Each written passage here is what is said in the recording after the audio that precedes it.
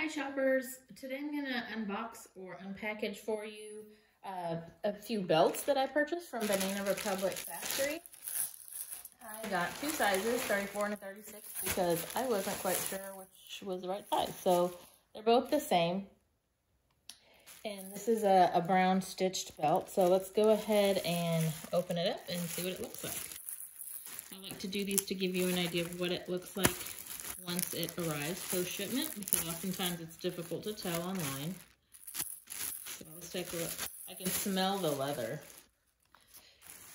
All right. Let's take a look at this is the 34. You can take a look at the buckle. Nice stitching here. I love that stitched look. Nice little detail.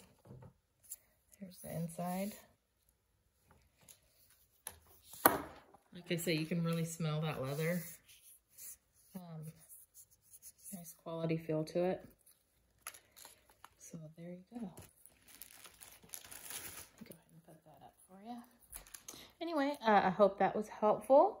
And I will place a link for it in the description if this is something that you think you might be interested in. Thanks so much for watching.